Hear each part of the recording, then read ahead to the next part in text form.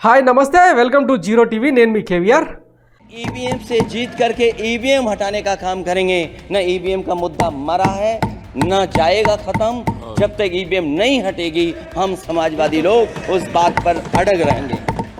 ఆగస్టులో మోడీ సర్కార్ కూలిపోతోంది. అఖిలేష్ యాదవ్ లాలూ ప్రసాద్ యాదవ్ అంటున్న మాట కాదు, బీజేపీ ఆర్ఎస్ఎస్ సర్కిల్స్ లోనూ నలుగుతున్న చర్చ. ఎస్, ప్రజా తీర్పును అపహాస్యం చేస్తూ ఈవీఎం డ్రామాతో మోడీ సర్కార్ గద్దెనెక్కిందన్న వాదనలు దేశం దాటి ఖండాలకు పాకింది. అతిపెద్ద ప్రజాస్వామ్య దేశం ఎన్నికల సంఘం తప్పిదాలు ఈవీఎం నిర్వహణతో అబాస్ పాలైంది. దేశం ఖ్యాతి ప్రపంచం దృష్టిలో పలుచనైంది. ప్రశాంత్ భూషణ్ దగ్గర నుంచి ఎలాన్ మస్క్ దాకా భారతదేశంలో ఈవీఎం మ్యానిపులేషన్పై సంచలన కామెంట్లు చేశారు. దాంతో మోడీ సర్కారు నైతికంగా కూలిపోయినట్టయింది. అది ఆర్ఎస్ఎస్కు మింగుడు పడటం లేదు. సంఘ్ మూల సిద్ధాంతాలను పక్కన పెట్టి అధికారమే లక్ష్యంగా ఎంతకైనా దిగజారాలన్న చర్చ బీజేపీ పెద్దల్లోనూ జరుగుతోంది. అదే ఇప్పుడు దేశ రాజకీయాలను మలుపు తిప్పబోతోంది. ఇకపోతే రీసెంట్గా జరిగిన కొన్ని పరిణామాలను గమనిస్తే ఈ వాదనలకు మరింత బలం చేకూరుతోంది. వాటి గురించి డీటెయిల్గా ఎక్స్ప్లెయిన్ చేస్తాను. ముచ్చటగా మూడోసారి ప్రధానిగా ఎన్నికైన నరేంద్ర మోడీ సైతం మూడోసారి ఏర్పాటైన ఎన్డీఏ కూటమిపై అసంతృప్తితో ఉన్నట్టు కనిపిస్తోంది. దానికి తగ్గట్టే 10 ఏళ్ల మోడీ పాలనలో తొలిసారి చట్టసభలపై మళ్ళీ గౌరవం పెరిగింది, ప్రజాస్వామ్యం వర్ధిల్లింది అని చెప్పగలిగే సీన్ లోక్సభలో చోటు చేసుకుంది. माइनॉरिटीज को डराते हैं? नहीं, कांग्रेस नहीं डरती। आप कांग्रेस से डरते हो। मैं 80 की 80 सीट जीत जाऊं तब भी नहीं भरोसा। और मैंने अपने चुनाव में कहा था अध्यक्ष महोदय कि ईवीएम से जीत करके ईवीएम हटाने का काम करेंगे। न ईवीएम का मुद्दा मरा है न जाएगा खत्म। जब तक ईवीएम नहीं हटेगी हम समाजवादी लोग उस बात पर अड़ग रहेंगे।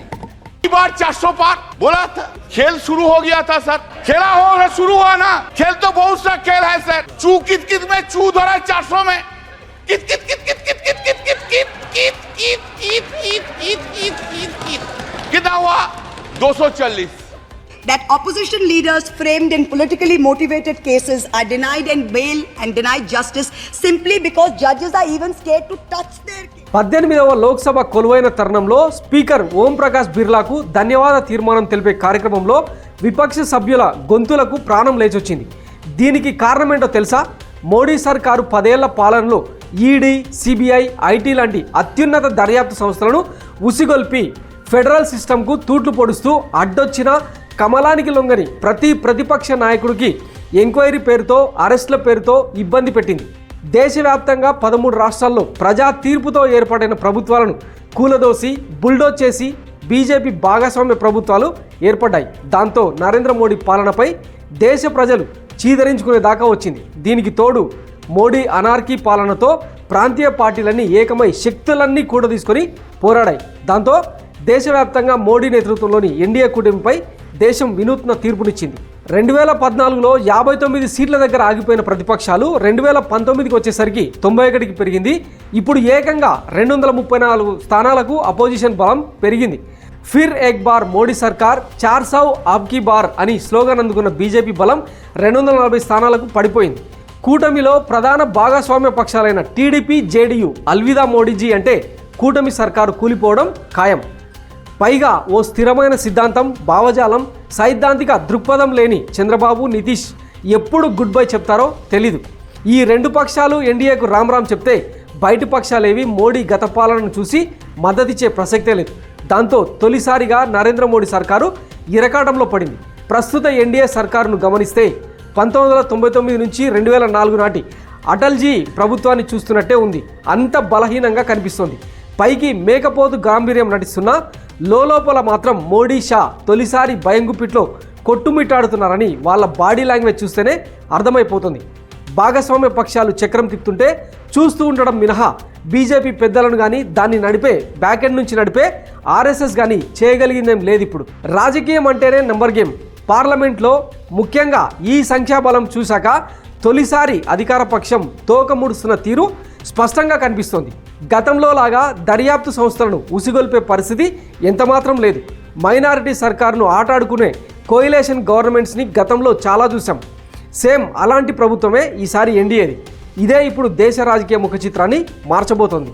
అసలు విషయానికి వస్తే వచ్చిన రిజల్ట్స్తో నరేంద్ర మోడీ సంతృప్తికరంగా లేదన్నది బీజేపీ పెద్దల నుంచి వినిపిస్తున్న వాదన. ప్రజాబలం లేని ప్రభుత్వాన్ని నడిపి ఏం ప్రయోజనం అన్న వేదాంతంలో మోడీ ఉన్నట్టు ప్రచారం జరుగుతోంది. పైగా 75 ఏళ్ల వయసు పైబడితే ప్రత్యక్ష రాజకీయాలకు దూరం అవ్వాలన్నది బీజేపీ రూల్. దాంతో మోడీ వారసుడి వేట అప్పుడే మొదలైంది. ఈ పరిణామాలకు తోడు బీజేపీ సర్కారును నడిపే ఆర్ఎస్ఎస్ తొలిసారి మోడీ మీదెక్కి స్వారీ చేసేందుకు సిద్ధమైనట్టు కనిపిస్తోంది. ఫుల్ మెజారిటీ ఉన్నప్పుడు నోట్లో గుడ్డలు కుక్కుని కిక్కురుమనని సంఘ్ పరివార్, మైనారిటీ ప్రభుత్వాలు ఉన్నప్పుడు మాత్రం తమ కనుసన్నల్లో నడవాలన్న నైజాన్ని చూపిస్తుంటుంది.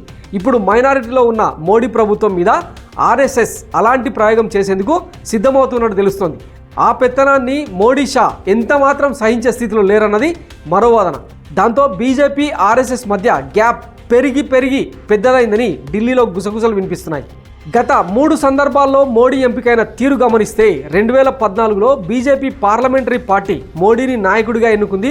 2019లోనూ అదే సంప్రదాయం కొనసాగింది. కానీ 2024లో మాత్రం ఎన్డీఏ భాగస్వామ్య పక్షాలు కూటమి నేతగా మోడీని ఎన్నుకోవడం విచిత్రం. నిజానికి బీజేపీ కీలక నేతలతో పాటు ఆర్ఎస్ఎస్ మద్దతు లేకపోవడంతోనే మోడీ, అమిత్ షా ఈ షార్ట్కట్ను ఎంచుకున్నారన్న చర్చ జరుగుతోంది. సో బీజేపీ పెద్దలు ఆర్ఎస్ఎస్ మద్దతు లేకుండా నడుస్తున్న కూటమిగా ఈ పరిణామాలు స్పష్టం చేస్తున్నాయి. ఇంకా సింపుల్గా చెప్పాలంటే మోడీ, షా మీద సంఘ్ పరివార్కు ఇంట్రెస్ట్ దొబ్బింది. వచ్చిన ఫలితాలతో మోడీ సైతం సంతృప్తికరంగా లేరు. ఈ రెండింటికి తోడు ప్రభుత్వంలో వేలు పెడుతున్న ఆర్ఎస్ఎస్ మీద మోడీ, షా ద్వయానికి చిర్రెత్తుకొస్తోంది. దాంతో రాబోయే 6 నెలల్లో ఈ కూటమి సర్కారును డిజాల్వ్ చేసినా చేయొచ్చన్న చర్చ మొదలైంది. ఆ పని చేశాక మోడీ హిమాలయాలకు వెళ్ళి యోగా చేసుకుంటారన్న టాక్ ఆ పార్టీలోనే నడుస్తోంది. ఇకపోతే దేశవ్యాప్తంగా మొన్నటి సార్వత్రిక ఎన్నికల ఫలితాలపై ఎన్నో అనుమానాలున్నాయి. ఈవీఎం మ్యానిపులేషన్ జరిగిందని నేషనల్, ఇంటర్నేషనల్ మీడియా సంచలన కథనాలు బయటపెట్టాయి. జై శ్రీరామ్ నినాదంతో 2 సీట్ల నుంచి 303 సీట్ల దాకా సాగిన బీజేపీ ప్రయాణానికి అయోధ్యలో వచ్చిన ఫలితం మింగుడు పడలేదు. ఆంధ్ర, మహారాష్ట్ర, ఒడిశాతో పాటు కొన్ని పెద్ద రాష్ట్రాల్లో ఈవీఎం ట్యాంపరింగ్ జరిగిందన్న ఆధారాలు వెలుగు చూశాయి. పోలింగ్కు, కౌంటింగ్కు మధ్య ఓట్ల తేడా తీవ్ర వివాదాస్పదమైంది. ఒడిశాలో నవీన్ పట్నాయక్ సారథ్యంలోని బీజేడీకి 50 అసెంబ్లీ స్థానాలు వచ్చినా ఒక్కటంటే ఒక్క ఎంపీ సీట్ రాకపోవడం ఏంటి? 151 స్థానాలతో గతంలో పాలన సాగించిన జగన్ 11 సీట్లకు పరిమితం కావడం ఏంటి? ఆంధ్రాలో పోటీ చేసిన అన్ని స్థానాల్లో 100% స్ట్రైక్ రేట్తో జనసేన గెలవడం ఏంటి? అసలు ఆంధ్రాలో ఉనికిలో లేని బీజేపీ 3 ఎంపీ స్థానాలు, 8 అసెంబ్లీ స్థానాలు దక్కడం ఏంటి? దీని వెనుక బిగ్ కాన్స్పిరసీ థియరీ ఉందన్నది క్లియర్. ఢిల్లీలో మీడియా చిట్చాట్లో భాగంగా తెలంగాణ సీఎం రేవంత్ రెడ్డి సైతం మాయమైన 20 లక్షల ఈవీఎంలతో ఏదో జరిగిందన్న సందేహాన్ని వ్యక్తం చేశారు.